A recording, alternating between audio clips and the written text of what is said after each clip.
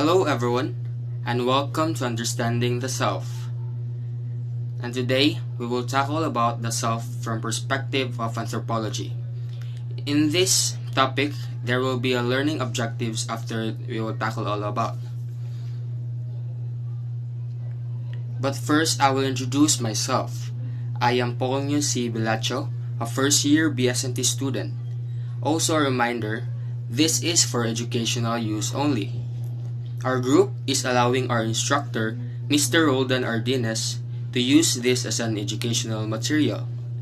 Now, we will tell about how self-considered as an anthropological self. So, there are two concepts in anthropological self, the anthropology and the concept of self. But I will tackle only the anthropology. So, what is anthropology? Anthropology is the study of human societies and cultures and their development. It is how concerned with how cultural and biological processes interact to shape human experiences. It has two main points, and it is the time and space. Time will be the present, future, and past, while space will be the place that where you belong or where you lived. When it talks about past, present, and future, these time frames will serve as our basis on what we are and how we behave and act, and also how we think. Are you familiar with the saying that what man is now is a product of his past? So it means that what you see in the future is connected on what happened in the past, or it means it was generalized. When we talk about anthropology, this considers human experiences as an interplay of nature and nurture.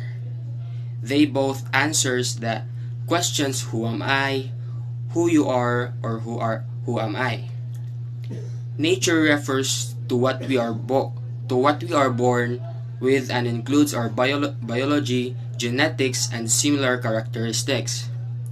In contrast, nurture refers to what is learned through our cultural community and other individuals. For anthropologists, this debate often centers on the influences of nature and nurture in different cultural elements.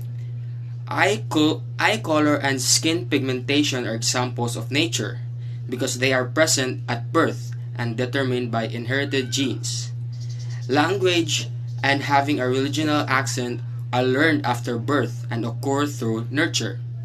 And that would be the definition of anthropology and the definition of nurture and nature. And now, Anthropology as interconnected. We have archaeology, linguistic, biological anthropology, and cultural anthropology. These are the things we need to be tackled. Archaeology is the scientific study of materials remain of past human life and activities. These include human artifacts from every earliest stone tools to the man-made objects that are buried or thrown away in the present day. Archaeological investigations are the principal source of modern knowledge of prehistoric, ancient, and extinct cultures. Archaeologists use the artifacts and features to learn how people live in specific time and place. They want to know what these people's daily lives were like, how they were governed, how they were interacting with each other, and what they believed and valued. Sometimes artifacts and features provide only clues about ancient community or civilization. Prehistoric civilization did not leave behind the written records, so we cannot read about them. Archaeologists use the information to find and combine it with the others have discovered. They have used combined data to add the story of humanity past. Next is the biological anthropology, also known as physical anthropology. It is the study of human biological variation and evolution from past and present of human species, and is especially concerned with the understanding that cause of present human diversity.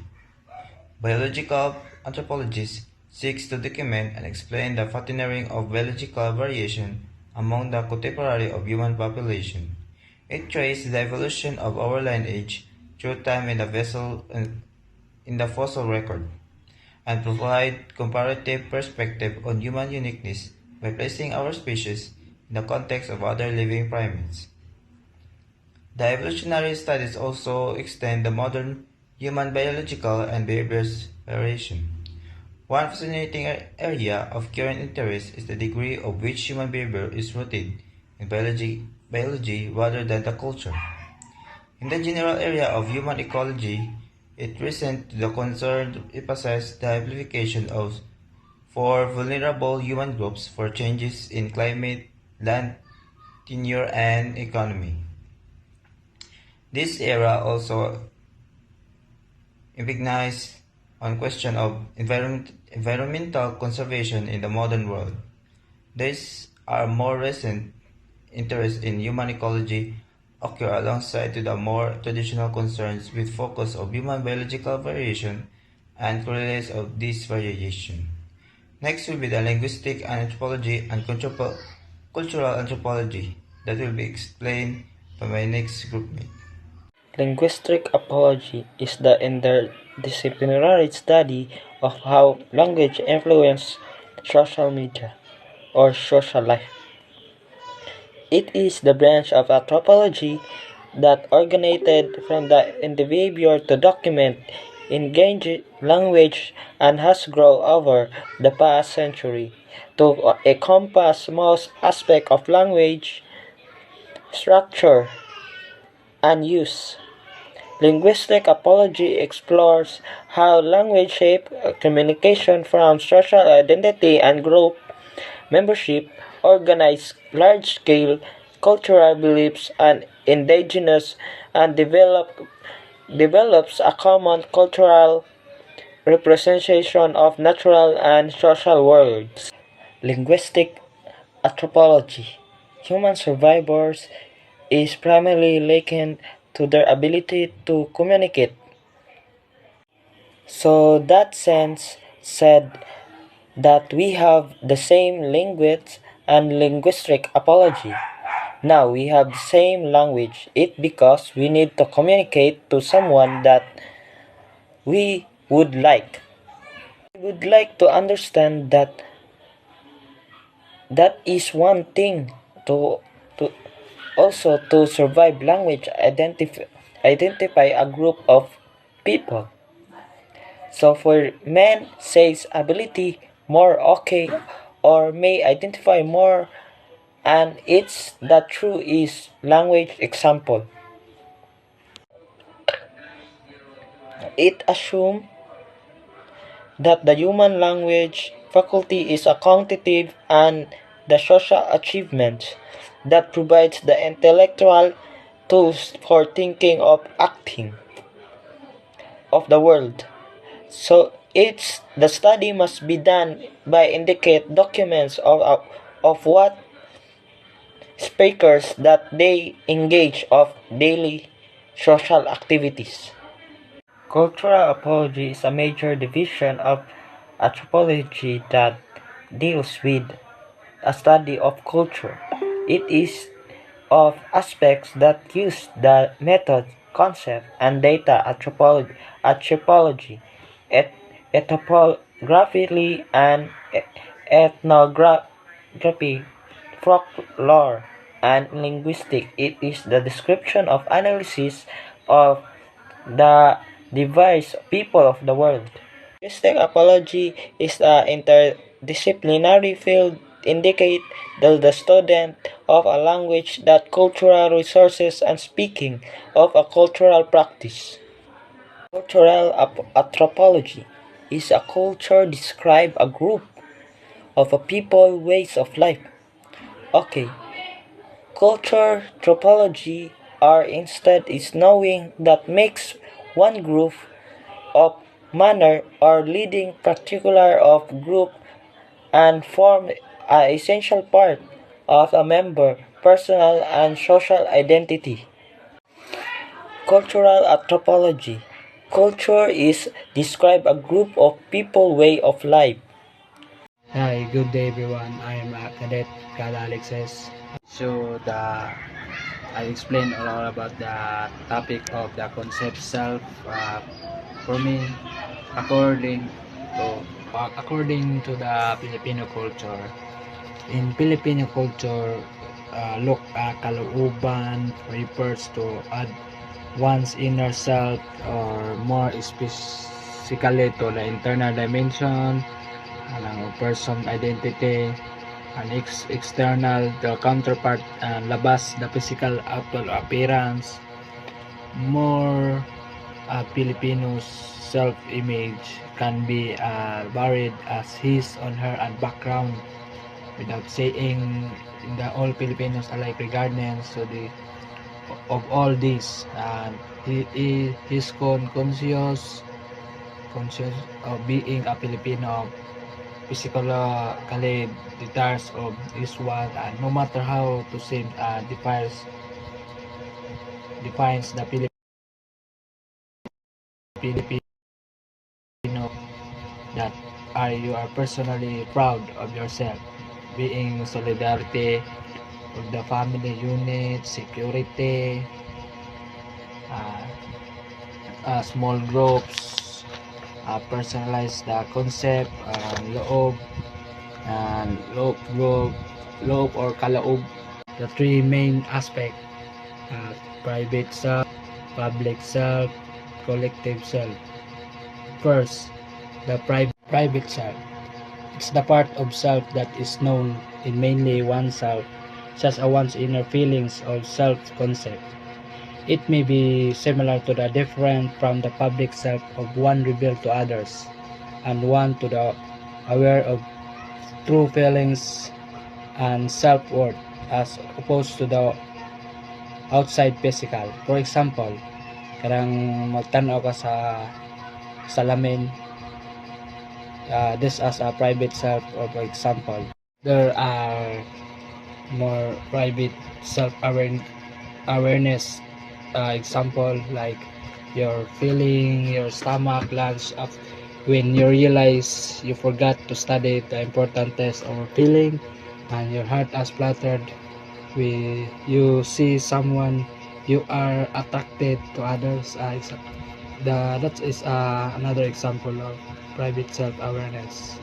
Self daghan jud na biktima na sir, example ako na biktima sad kana sir kanang public self, ng express to other, difficult express publicly, kalisod man jud ana. Isang no tong giingon ako kanina nga na magtanong ka sa namin. I'll be the one to discuss the public self and collective self. To start with, let us know what is public self. What is public self? So, public self refers to the image that a person presents to the world, the part of their identity that is visible to others. This includes traits, behaviors, and attitudes that we choose to display in social settings, whether it is personal or professional life. According to Harry Triadis, refers to what people other in your groups think about you. These are what your neighbors, barangay, etc. think about you.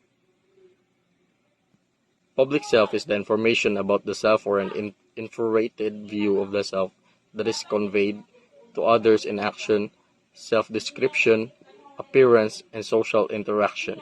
An individual public self may vary depending on the target or audience, such as impression. Next is the importance of public self. How important public self is. So our public self is important because it influences the way others perceive us and the way we perceive ourselves. When we present a positive, confident public self, we intend to attract positive attention and experiences. On the other hand, if our public self is negative or lacks confidence, we may find ourselves facing difficulties in our relationship or personal life. Next is creating a positive public self. So how to create a positive public self? Create a positive public self, it is important to be aware of our behaviors and attitudes to strive to present ourselves in positive light. This may involve making an effort to be kind, friendly, and confident, to avoid negative behaviors like gossiping or complaining. To conclude, our public self plays a significant role in our daily lives and has a major impact on the way we are perceived by others. Next, let's proceed to collective self. For us to know what its collective self is, let's outlook the description. The collective self consists of those aspects of the self that are based on membership in social groups or categories. It refers to a perception of self-intelligible example of special categories rather than perception of self-unique person. The collective self based on impersonal bonds to others that are derived from the shared identification with social group. These bonds do not necessarily require close personal relationship between group members. So collective self refers to the shared identity and common experiences of a group of individuals. It refers to the shared values, beliefs, and behaviors of a group and how they shape of group's overall sense of self. Collective self is limited to not just one individual but encompasses the experiences and perspective of all members of the group. Now let's viewpoint some examples of collective self. Collective self can be seen in many different contexts such as communities, organizations, and societies. For example, the sense of national identity of a country is a form of collective self as it encompasses the shared beliefs and values of its citizens. Similarly, in a sports team, the players may share a collective self through their shared experiences and the collective goal of winning. Importance of collective self. Collective self is important because it provides a sense of belonging and unity to a group of individuals. It helps to build a shared identity and to create a sense of cohesion among the group members. Collective self also allow groups to achieve common goals and to work together effectively. To sum up, collective self is an important aspect of our lives, providing a sense of belonging and unity to groups of individuals. By promoting positive collective self, we can build strong communities and organizations and create a more connected and supportive society. Thank you for listening. Hello everyone. So here are the three-dimension type of cultural variation. The first is individualism and collectivism. The second dimension is tightness and looseness. And the last one is cultural complexity. So I will be the one to tackle the individualism and collectivism. Individualistic culture and collectivism cultures are frequently contrasted.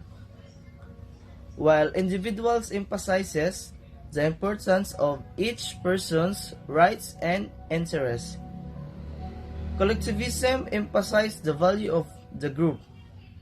So in contrast to collective cultures, which value unity and altruism, individual cultures value individuality and self-identity.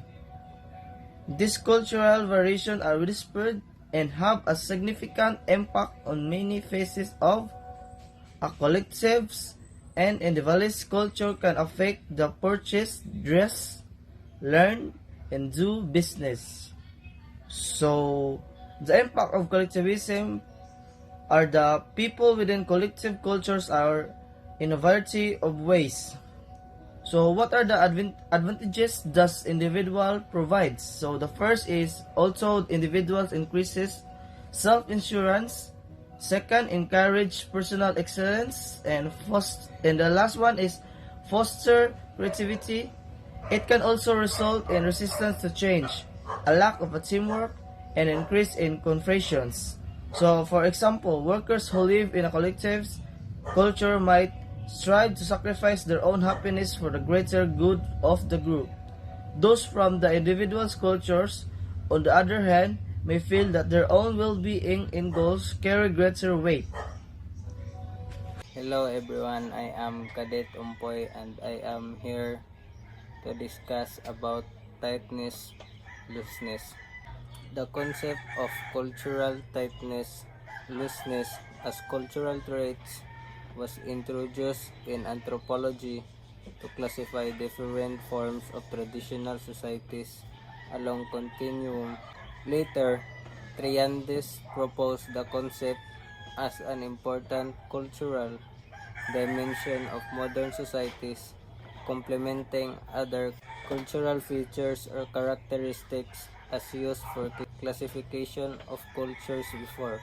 An example of cultural tightness is tight cultures are characterized by strong norms and low tolerance of deviance, whereas cultures that are loose have weaker norms and a high tolerance of deviant behavior.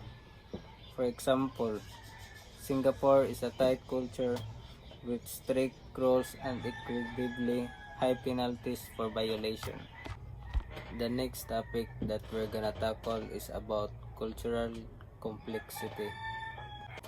Cultural complexity has been defined in at least two different ways.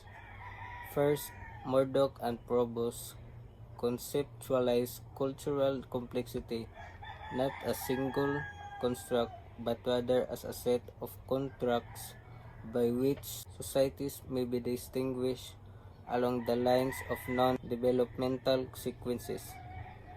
Second, many anthropologists have conceptualized cultural complexity as a single construct along the lines of Spencerian differentiation, interdependence, or more loosely as cultural heterogeneity. Chick made several criticisms of past treatments of cultural complexity, but nevertheless assumed cultural complexity to be a single construct. In the present article, the approach of Murdoch is reasserted. With this approach, Chick's criticism disappear. It is shown why the subject area traditionally thought of as cultural complexity has so many impacts on other parts of culture. The next topic is about culture and to be discussed by John Kyle Alcontin. Philippine material culture is defined in its widest sense. It includes objects that have been made in the Philippine island, as well as objects that one might see in a market, a museum, a home, or a business, as well as the structure or building itself, are part of material culture. The culture of the Philippines is mainly a blend of Filipino and Spanish Catholic tradition. They have a good eye for fashion, art, and their festival are to die for. Filipinos had little sense of national identity until the revolutionary period of the 19th century. The word Filipinos did not refer to native people until the 19th century. Sample of non-material culture. Number one, Filipinos do not consider it a meal if rice is not served. Plain stem rice is the basis of the diet. Number two, the Filipinos take pride in their families. Their daily life revolves around close and extended family. Parents, grandparents, uncle and aunties, cousin and very close friends are all an integral part. Number three, they typically have 6 meals, breakfast, lunch, and dinner, accompanied by a snack after each meal, whether it's a festival or a typical day. Number 4, painting in the Philippines is vested in the country tattoo tradition starting from the Pintados of Visayas. Sample of material culture. Number 1, corals is popular in Philippine jewelry. Number 2, penita is an ornamental comb that Filipinas in the old days wore in their hair, sometimes with a veil. Number 3, bonot refers to a coconut husk commonly used to polish floors. Number 4, the rice terraces of the Philippine cordilleras is an outstanding example of an involved living cultural landscape.